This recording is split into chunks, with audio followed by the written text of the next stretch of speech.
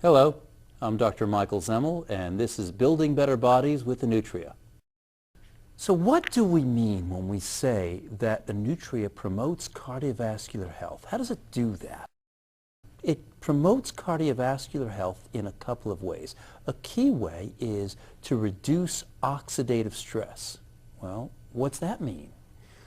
Well, you may be familiar with antioxidants. We've been told to consume more antioxidants, eat diets that are rich in fruits and vegetables, have more vitamin E, have more vitamin C, because they scavenge or help get rid of the products of metabolism that can harm your cells. And these are called reactive oxygen species, and they can really do a lot of damage. Nutria does not act as an antioxidant. It acts differently.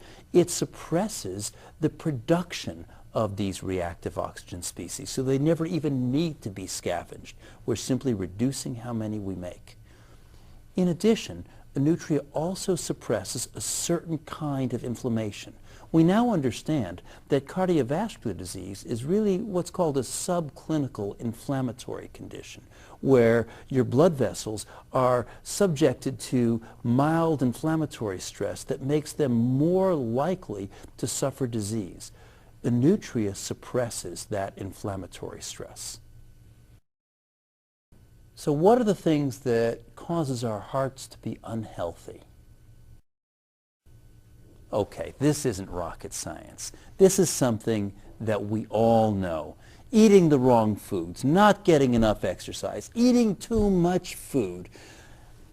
We all know, we all understand that these are things that are going to increase our risk of cardiovascular disease and early death. What's the relationship between inflammatory stress and cardiovascular disease?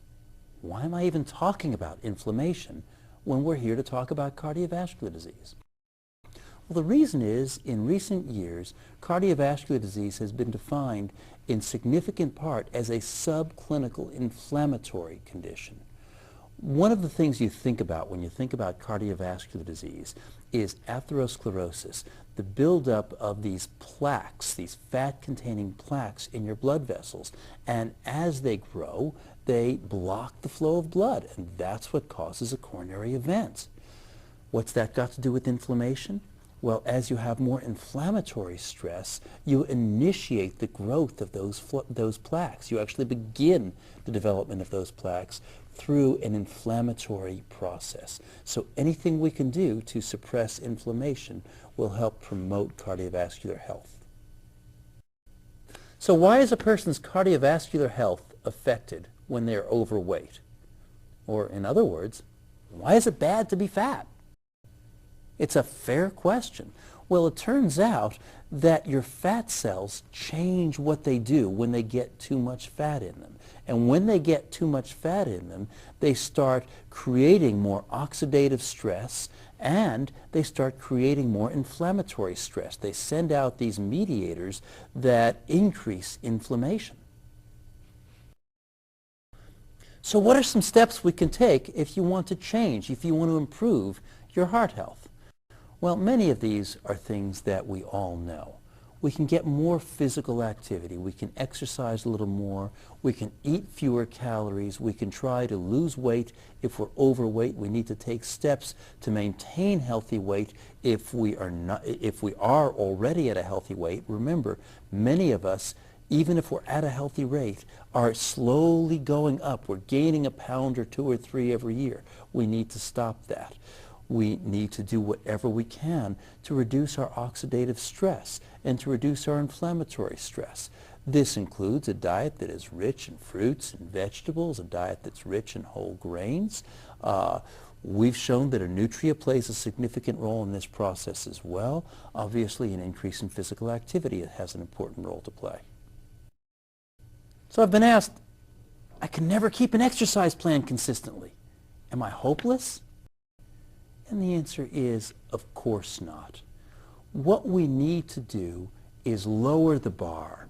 Take realistic steps. You don't need to go from the couch to running a marathon. The biggest problem people have is setting goals that are too lofty. Everybody gets very serious about going to the gym, starting exercise programs, registering for races on January 2nd, right after those New Year's resolutions hit. And of course, by the end of February, that's all forgotten. And we go through this cycle. We start plans, we stop plans. We start plans, we stop plans. We don't need to do that. What we need to do is find some things that fit with our lifestyle. So rather than saying, I'm going to start an exercise plan, what can you do instead? Well, you can find ways of adding activity to your normal activities. For example, little things. Maybe you're going to the grocery store. If it's a nice day, do you think you could park at the back end of the parking lot? Perhaps you could take stairs instead of an elevator. Increase the amount of physical activity time throughout your daily routine. Maybe instead of sending an email to a colleague who is 100 feet away, you could get up and walk over and talk to them. There's all kinds of things you can do. One of the strategies that I really like is the use of a step counter. It just clips on your belt, and you can try to increase the number of steps. An easy thing to do, recommended by America on the Move, is to simply add 2,000 steps a day. 2,000 steps is going to burn an extra 100 calories, and you can go up from there. Here's one. Diets never worked for me. I like eating too much. Am I doomed? No. I like eating too. You're not doomed. The question is not what do you eat. If you set limits for yourself and say, oh, I'm never going to have fill in the blank again, whatever your favorite foods are, you know it's not going to work. You need to have an eating plan that will work for you. So we all understand what really good diets look like, and we don't follow them for any number of reasons. Life gets in the way, convenience foods are easier, our lives are hectic, we have kids to take places, we have hectic schedules at the office. Guilt is not going to do it. What's going to do it is asking some simple questions. Is there a way that I can take my existing diet lifestyle and just trim around the edges a little bit? For example, let's assume that every day you go through a drive-through and get a cheeseburger, large fries, and large soft drink. I'm not going to tell you not to, because telling you not to isn't going to work.